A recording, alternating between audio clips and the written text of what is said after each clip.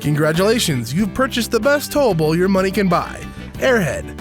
We're now going to show you how to properly inflate your towable for maximum enjoyment. When tubes are underinflated, they don't perform well on the water. They take on water between the bladder and the cover, and they don't hold their shape, so they're harder to tow. A properly inflated tube will glide across the water effortlessly and provide riders plenty of support. When tubes are overinflated, it is likely that the bladder will break. Airhead offers several different types of air pumps.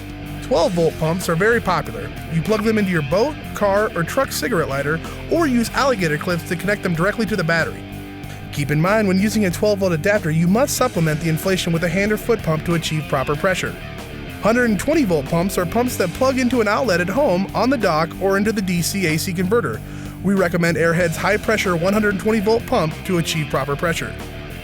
Airhead also manufactures two types of manual pumps, a double-action hand pump and a foot pump. Now it's time to inflate your new towable. The most common valve used on Airhead tubes is a Boston valve. To inflate a Boston valve-equipped tube, first spread the tube out flat on the ground. Screw in the Boston valve, open the cap, and you're ready to inflate. On our latest versions of our high-powered pumps, we have installed a red pressure release valve that will only allow the tube to be filled to the proper pressure, and then will allow the remaining air to escape, which prevents the tube from overinflating.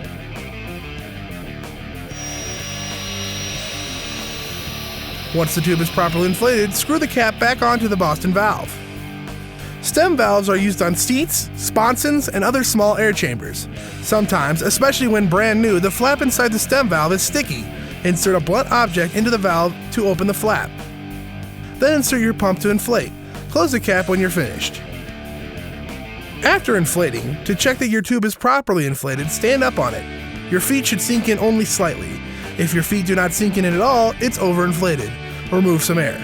If your feet sink in too much, add more air.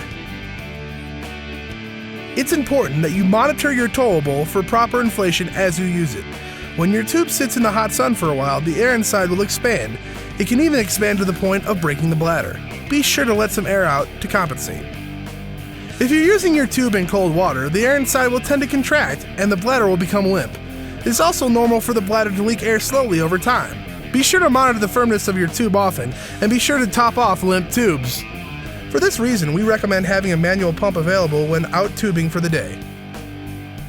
When you're finished tubing, if possible, leave the air inside and allow the nylon cover to dry thoroughly. Then deflate the bladder by removing the Boston valve or opening the stem valve. Roll up the tube towards the valve to get all the air out. Or for fast deflation, use the deflate port on your air pump to deflate the bladder. Fold neatly and store in a dry area. Do not store in direct sunlight. Do not store in temperatures below freezing. By following these instructions, you should enjoy your Airhead towable for years to come.